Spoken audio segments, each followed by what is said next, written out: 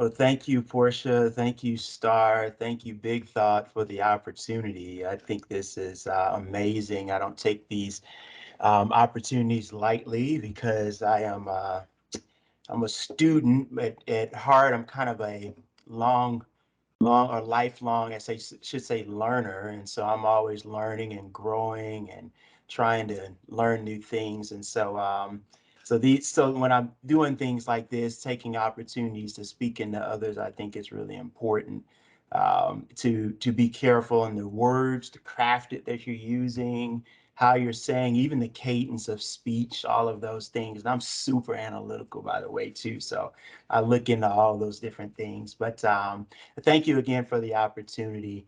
I have a kind of a concept in mind. I've kind of was chewing on in terms of what to say and how to just kind of release some of the things that I wanted to say to you all at Big Thought as our next generation leaders. And I want to start with kind of this concept of genuine empowerment.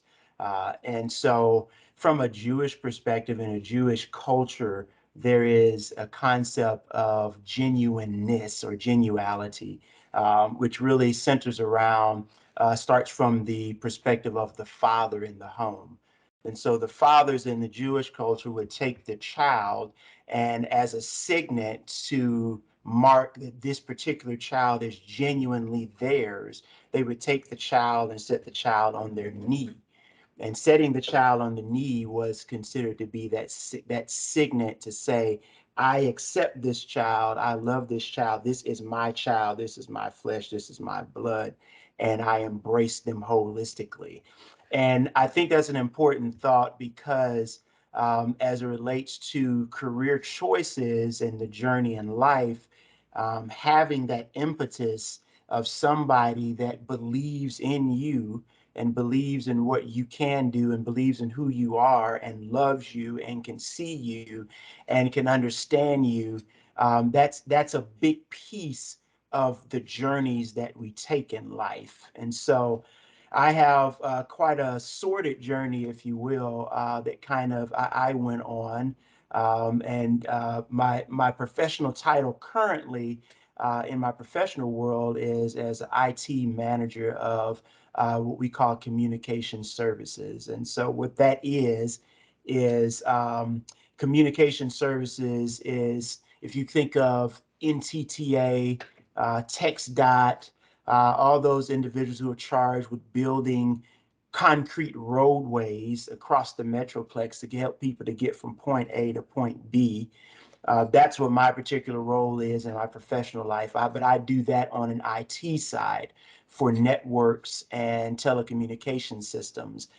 So I manage a team who's responsible for building those information highways that connect people from point A to point B.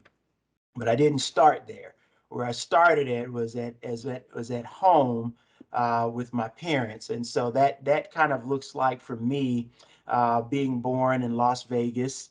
My dad was in the Air Force, and so that took me on a little bit of a journey to traveling around the world. We started in Las Vegas, went from Las Vegas to London, England, up to North Dakota.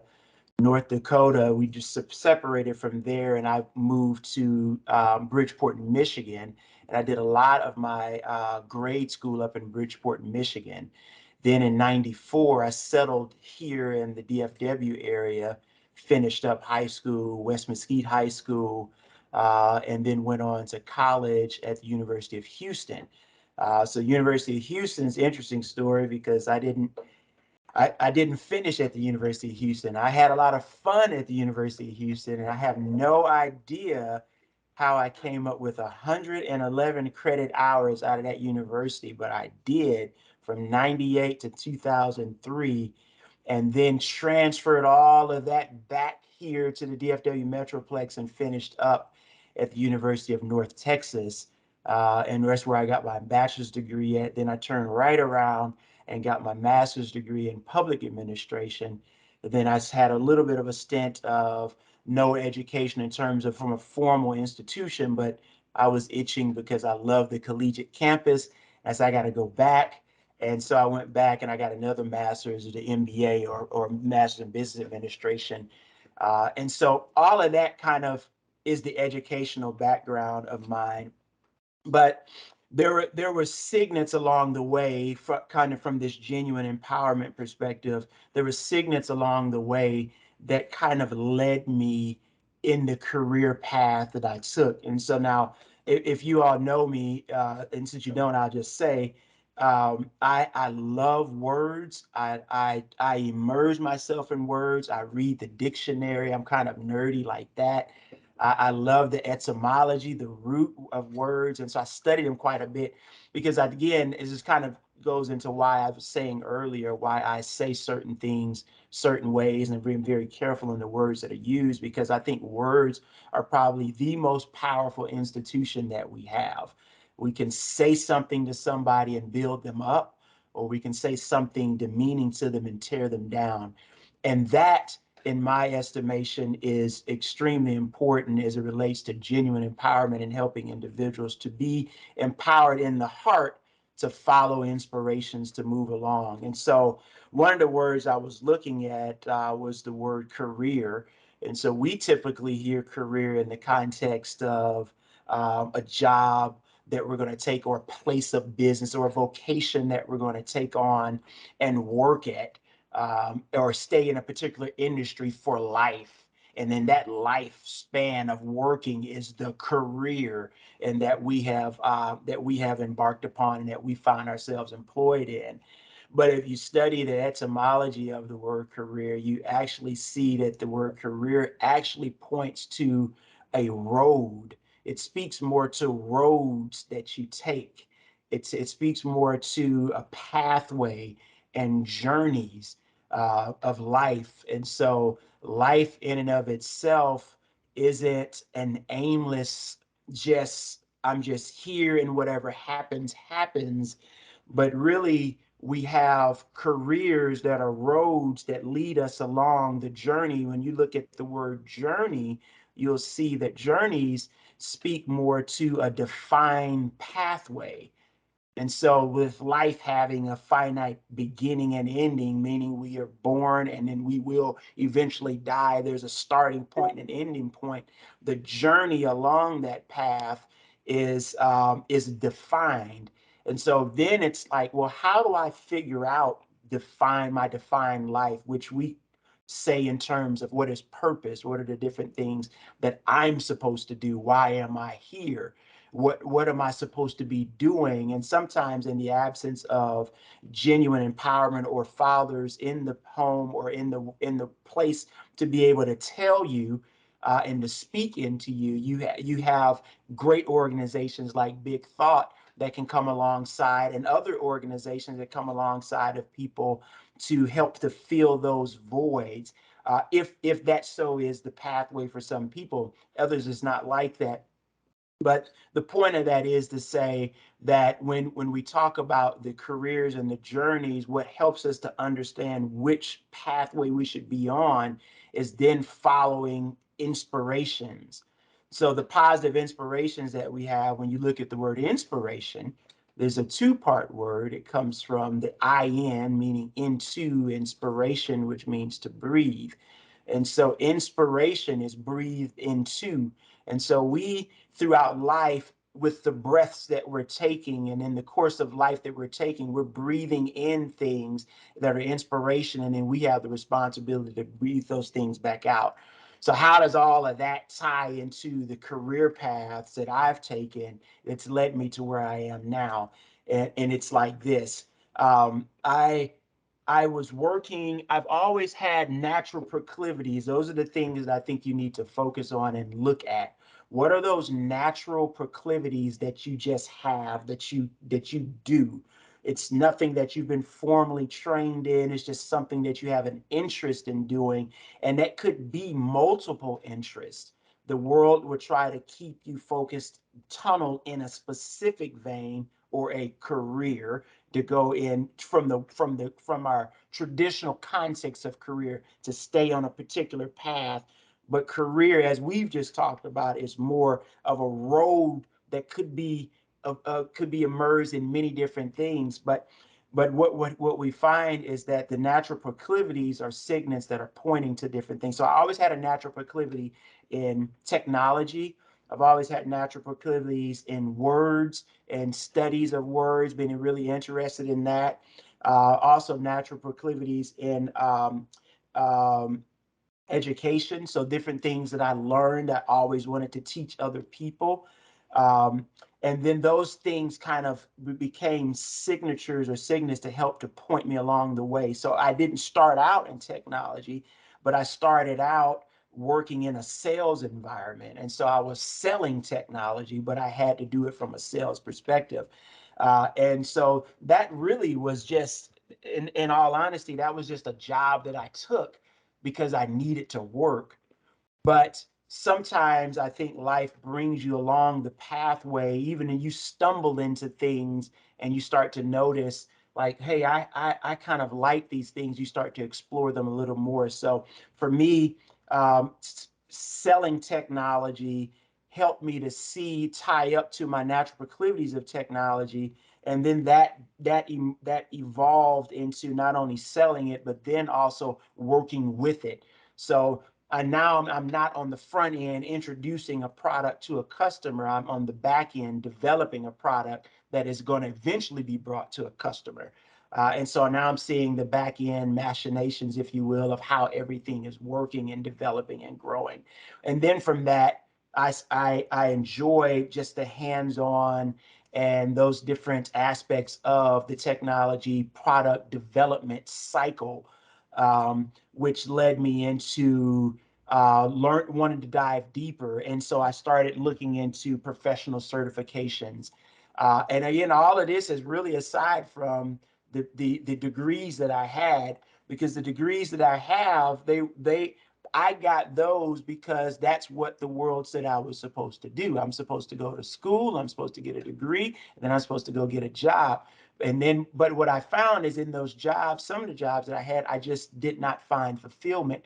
And I didn't find fulfillment because they weren't a part of my natural journey, my natural proclivities, and the pathway that I should been taking. So there was a little bit of a struggle in having an opportunity in a video session like this and someone to come back and read. You can sidestep all of these different challenges I had that leads to where I'm at now. If you can catch this at 15, 16, 17, 18, you can already be on your journey and going on forward. So I went through a couple of career changes, if you will, along this pathway. I was working in sales, then I was traveling around the world doing sales, but not of technology, but I was doing sales of resources like books and motivational series, things of that nature. So I was doing that. That took me around the world to see different parts of our eclectic creation. And so that took me to places like Dubai and Australia and to London and all throughout the United States.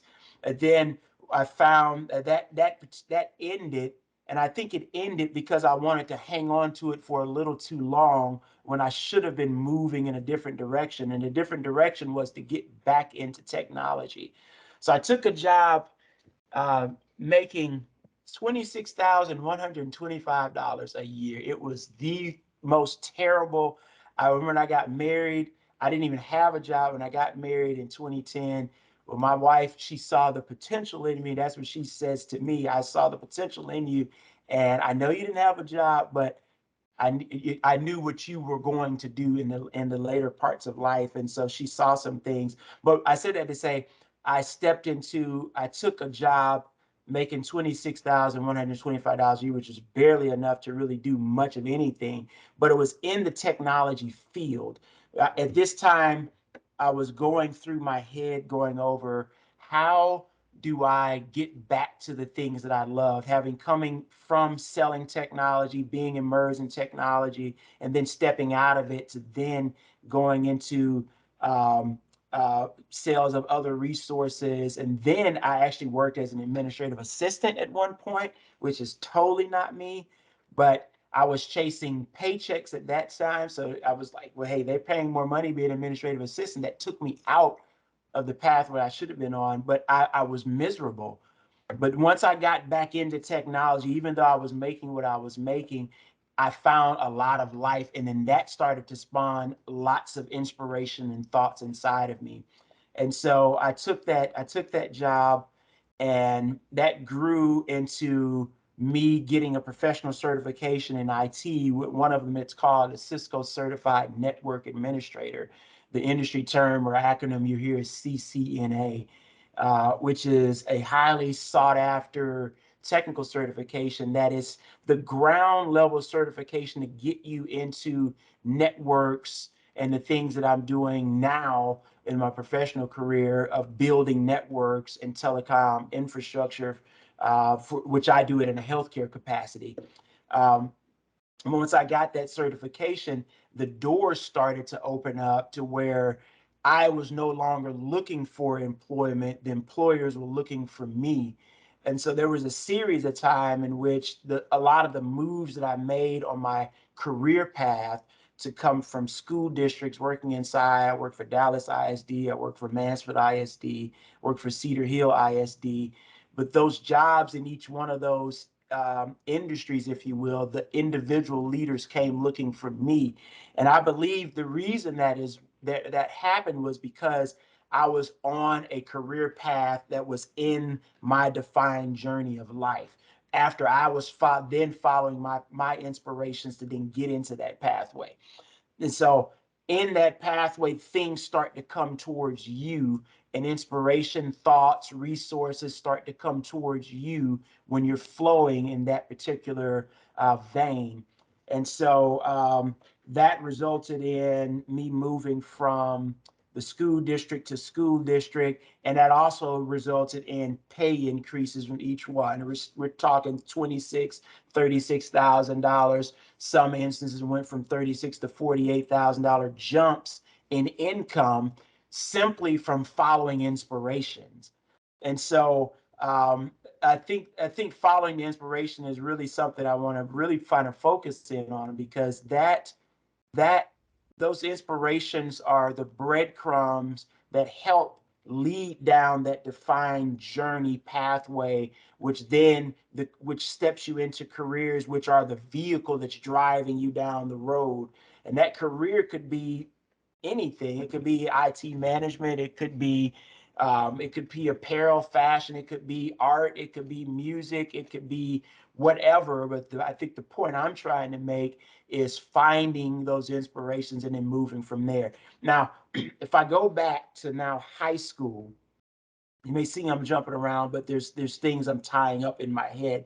So if I go back to high school, and I think about the guidance counselor that's there, that's helping you as an individual to say, where do you want to go in life? What's going to be your next step from here? Are you going to go to college? Are you going to go to a trade school? Are you going to get a professional certification and just move into a trade?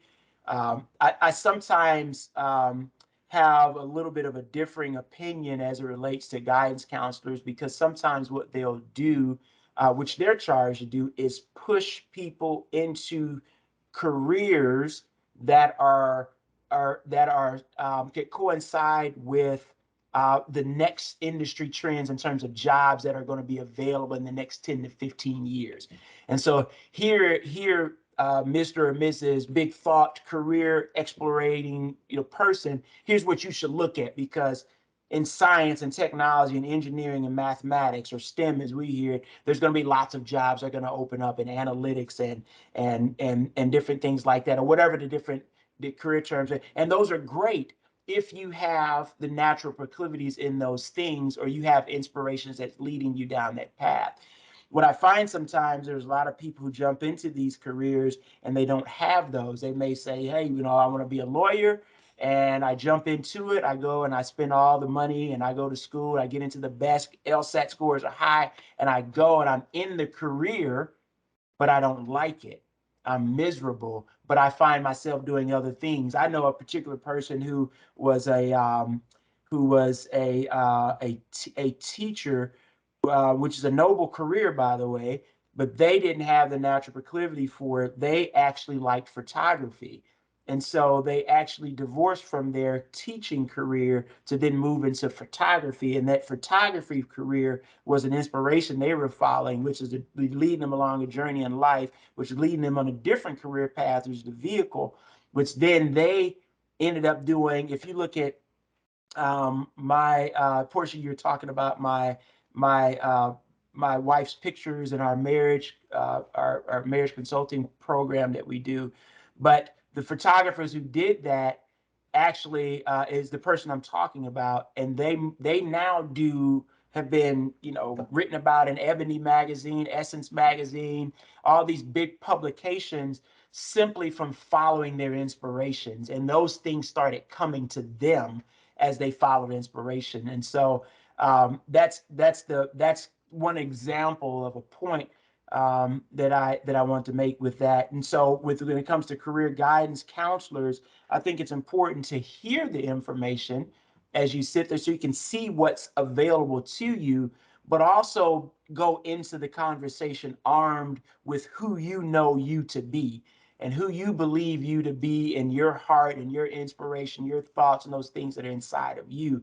Because from what you're understanding and gleaning from the guidance counselors and those that are helping to help point you in the right direction, you also can line that up with, well, where are my natural proclivities, and start in those veins, or even ask the question back, well, what about career options and opportunities in this vein, in art or music or technology or science or healthcare? What about things that are in these things? Because I have natural proclivities and inspirations in this.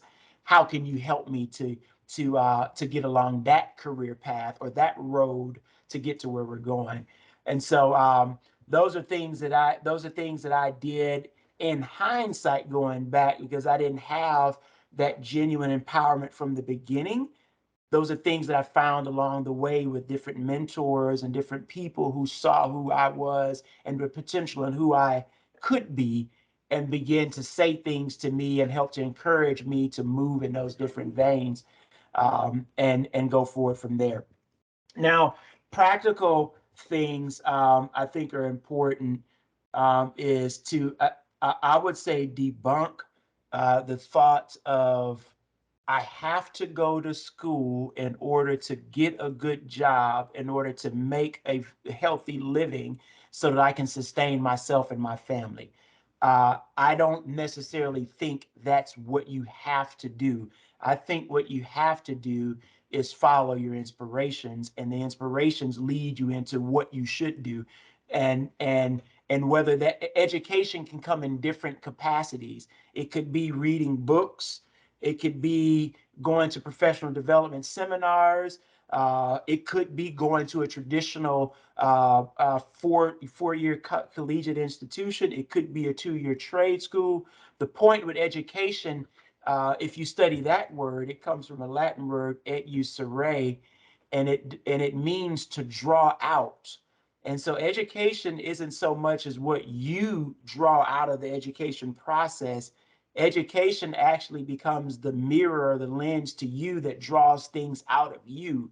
So what I saw as I went and I got my bachelor's and I got master's number one, I got master's number two, as I started to see in me the inspirations and thoughts that I had, and those things started becoming drawn out of me, which led me into further exploration of my career and movement into different things. That's kind of how I moved and got in even into apparel line and starting that, and then also moving into things that I'm doing in terms of civic engagement, working in local governments, running for office in local municipalities, and those different things like that. I worked in economic development. I was president of economic development in a thriving city here in the metroplex, and we were responsible for recruiting um, companies, whether it was, Walmart or Chick-fil-A, Whataburger, Chili's, all these different entities that come to a city and set up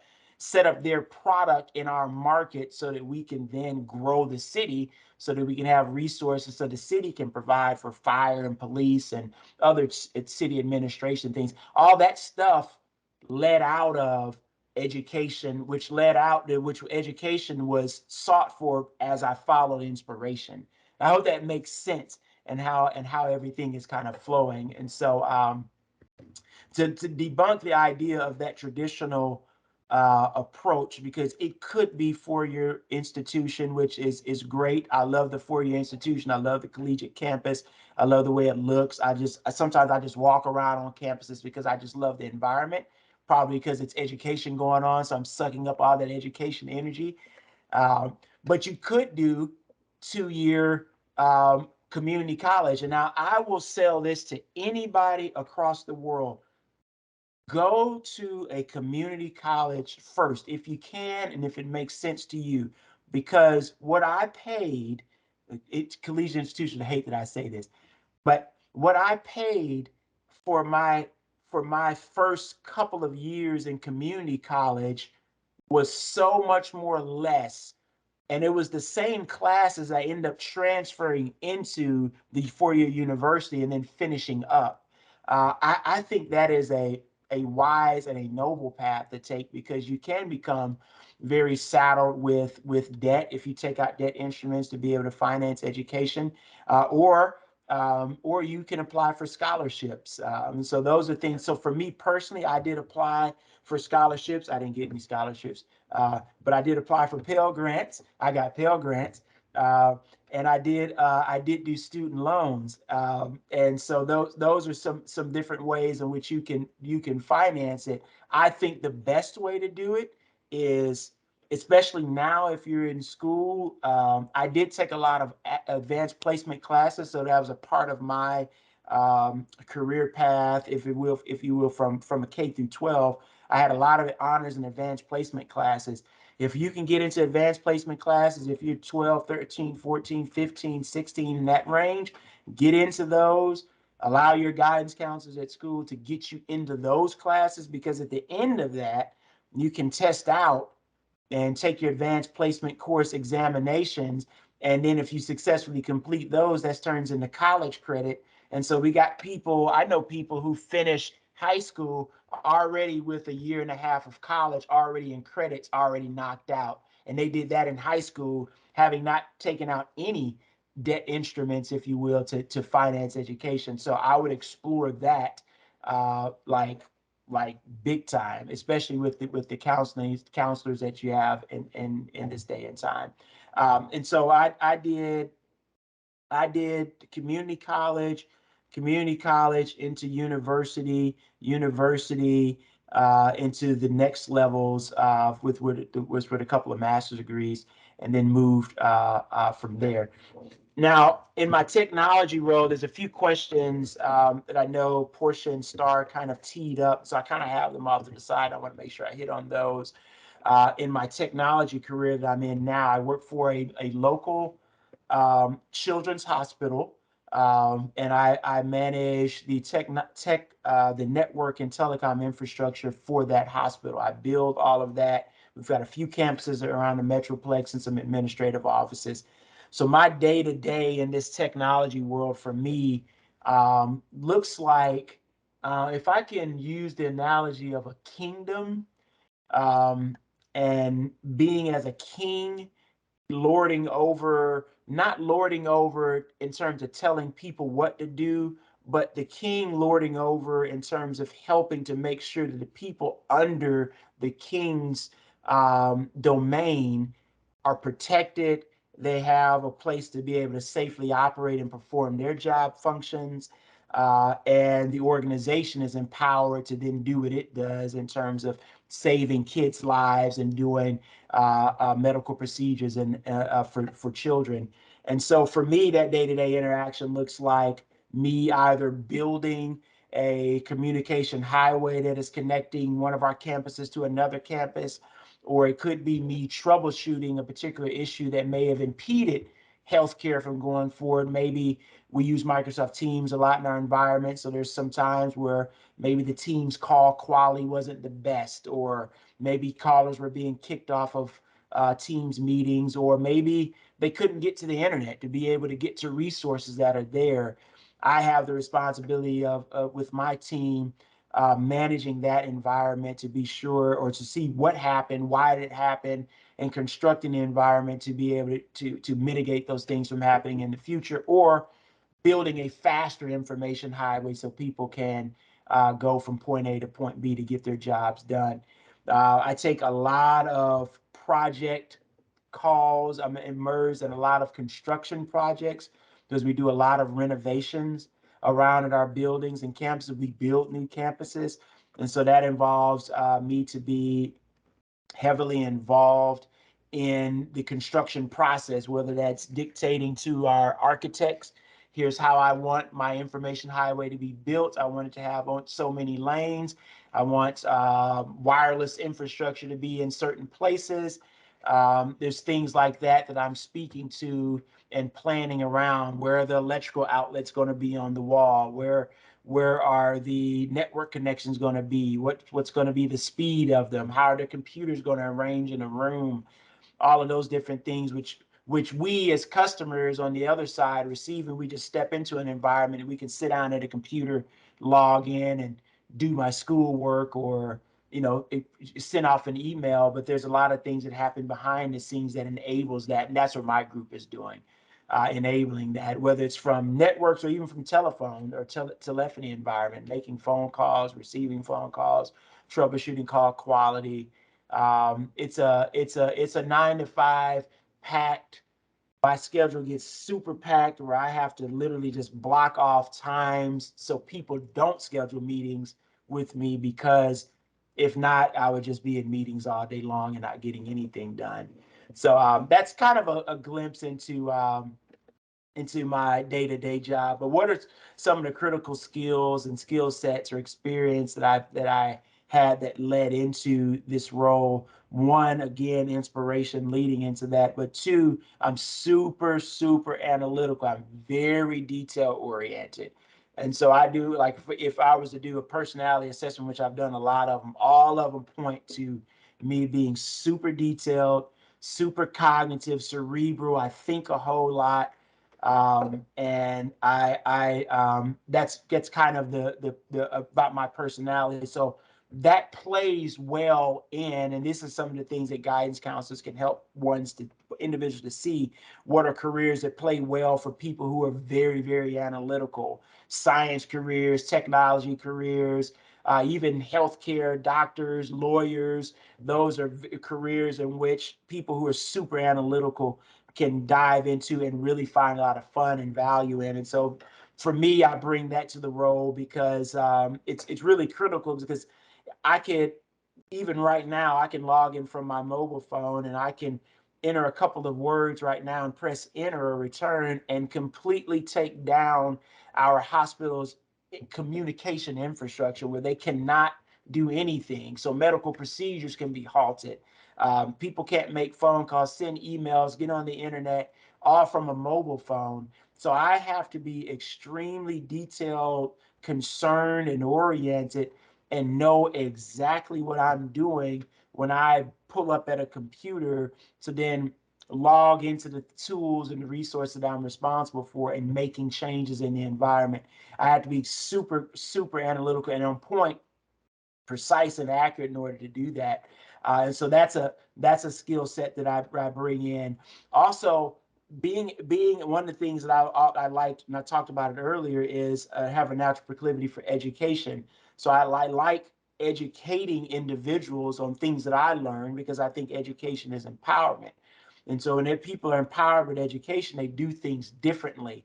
They do things better, if you will. And so one of the roles that I bring is being an educator in my role, because I have to talk to audiences who may not be as technically inclined as I am, but to understand why it's important to change your password every 90 days, because that, if not doing that, could cause for other things to happen in the environment, which could impede the healthcare setting from being able to do what we do. And so I have to not only be an educator, I also have to be an understander and a studier of people. So I have to have a high level of emotional intelligence to understand the individuals that I'm working with. So me being very detail oriented, I take a lot of time to study people, like mannerisms and facial expressions and personality. So that's a portion of my job you wouldn't think is tied to technology, but it is, because you have to tailor your cadence of speech, what you're saying, how you're saying it, to the audience that you're speaking to. And so if I'm talking to somebody who is not very detail oriented, and they're kind of a high level picture person, they're not going to sit and watch me or listen to me talk laboriously through all of the details and mechanics about why this works. They want to know at a high level in 15 seconds, here's why you need to change your password at every 90 days. And I have to know the person that I'm speaking to, have studied them and had interactions with them. So being a people person and being able to connect with people and not being a reclusive individual, I have to be able to connect with them and learn them and know them, so that when I talk to Bob, I know when I talk to Bob, I need to talk in this fashion. But when I talk to Susie, I need to talk to Susie with more details. So all of that I have to bring into my career on a day-to-day basis, to understand my audience and who I'm talking to. So emotional intelligence is super high, details and orientation, being an educator, and then also being able to articulate and talk. So communication skills. And communication isn't so much as talking per se, but the etymology of the word communication, it comes from this Greek word. It's spelled S-Y-N, but it's pronounced soon. So S-Y-N is the root word for the word communication. And S-Y-N is actually the word that actually spells our English word synchronization. And so communication is more about synchronizing and getting on the same page. And so I could send an email or make a phone call to somebody and say something to them and walk and leave that conversation saying, well, I communicated with them, but I could have done that and failed to synchronize and get on the same page with that individual about what I am exactly expressing to them, because I didn't take communication from its real root of synchronizing up. So what I have to do in a communication setting, or being a good communicator, or being able to articulate thoughts and express ideas, is I have to be able to tie them to my internal thoughts and expression, and make sure that what I'm saying externally lines up with what I'm trying to convey internally. So the thought that I'm trying to express is actually caught and received by the individual that I'm speaking to. And so that takes a lot of work and a lot of art, if you will, to make sure that what you're saying, the people on the other side have caught that and they understand exactly what it is that you're saying. Now, what do I like about my day-to-day interactions in my career and what I'm doing now is I like the fact that it empowers people, and it gives them the opportunity to do what they do on a daily basis. I sometimes take pride in not being known and working behind the scenes, knowing that what I'm doing behind the scenes, if I wasn't doing it, the people who are at the forefront couldn't do what they do. And so I sometimes enjoy that reclusive aspect of my role, but I also like interacting with people. And so there are times for me when sitting and at working from home remotely is not ideal. I actually need to get up and go to the office because I need to see people. I need to interact. I need to touch and see breathing live people besides my computer screen and digital images. So I do take time to go into my office place to be able to do things. But even the things that I do outside with my apparel line and other things I was doing with the civic engagement, that also gives me other opportunities to connect with people in a natural setting, and to empower or to connect and do those things. But I think probably what I like most about my job and my career, and even the tertiary things that I do outside of those aspects, is connecting with people, empowering them to go forward. Um, and so advice that I would give as it relates to anybody who wants to work, whether it's in technology, in which I'm particularly tied to technology, or healthcare, or even apparel and fashion, I think still goes all the way back to the very beginning of this conversation, which is find those positive inspirations and what are those things that I have natural proclivities in, and then finding tools and educational resources that speak into those things, whether that's a publication or going to get a professional certification, or whether it's going to a 2-year institution, 4-year institution, or connecting with mentors, anything like that, taking internships, anything that gets me immersed in the environment that I have natural inspirations and proclivities towards. That's advice that I think that I would give to individuals like you all at this stage in your careers and journeys and pathways to life, trying to figure out, where do I go?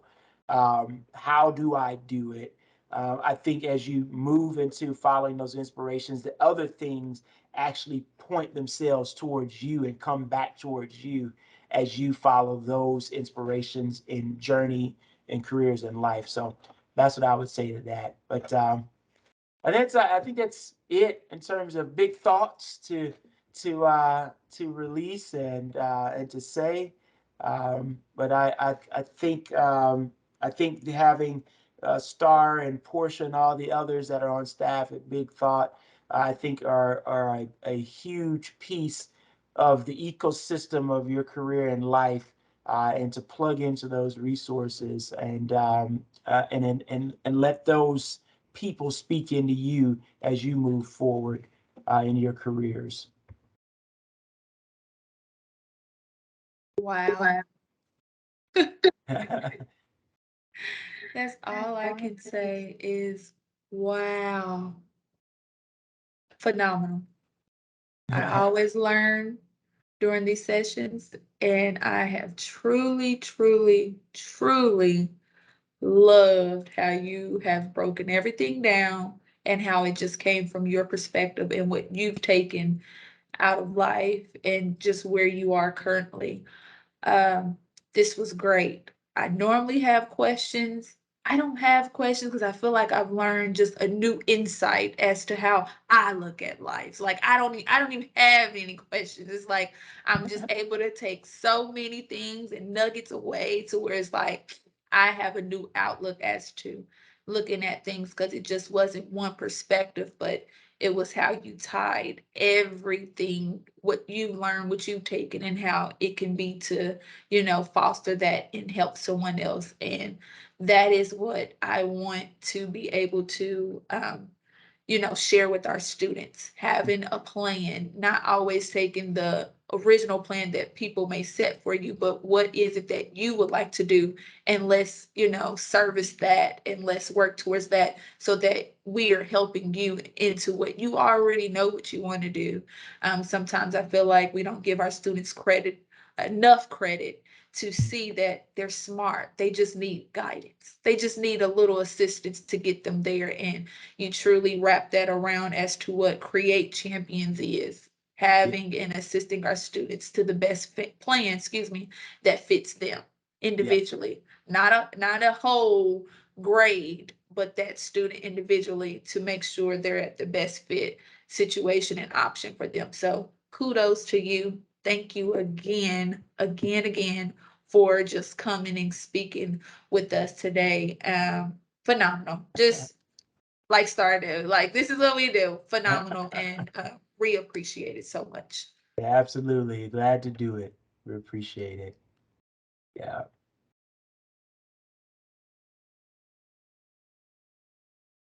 I Do thought you Star. have anything, Star? Can you hear me? Yeah, there you go. I know. Well, I'm audio on my phone, video on my computer. Finally figured it out. No, but Anthony, thank you so much. Every time I listen to you, it's just inspirational, and I always feel really excited and motivated in all different ways. So I appreciate you sharing all the things that you did. And Portia and I are always taking down notes for ourselves. And one of the things that I like that you said is it's not only important for us to be educated, but to educate others or to transfer that knowledge on. And I love that, because there's no need to hold on to that, right? Like, we should all be sharing, and it's just a good reminder. So thank you for bringing that up. Yeah, I found that again, back to education being something that draws out is with if you withhold it, then you actually stunt the growth of somebody else um, from seeing who they are. And so what typically happens by the questions that people ask are signs of what they're mentally processing through in their heads, and that question is an inquisition for an education moment. And so so if I ask you something, like how did you get to this particular career, then they're toggling or cycling through career choices. They're thinking through plans and making next action steps. And if I don't speak or educate them on what I did, then that thwarts them and their plans from what they're trying to do. And so it's kind of this continual circle and evolution of life, kind of like trees giving out CO2, and we breathe, or giving out oxygen, and then we breathe in the oxygen, we let out CO2, and the trees bring that in. That in itself is education, kind of in a full life cycle, going round and round. And so for both of us to grow, I need your oxygen and you need my CO2. And so I have to continue to be breathing and ebbing and flowing in that. So I love education. It's just powerful to me. Just gave us another word right there. You know what? I'm gonna just take all these nuggets and make sure I have them stored away, because that was just something right there. Oh my goodness! Definitely, we might have to have you come back and speak again. I may have to get something going. Just have you just speak again. Have all the speakers come and speak. Have a panel. I don't know. I just love it. You all have come and just shown so much love to the Champions Initiative, and I'm just so appreciative. Thank you so much, Star. You've definitely brought some wonderful people to the initiative, and this is just what we needed, what the students need to see, what our youth need to see, and that they have individuals that are in their corner and wanting to educate them.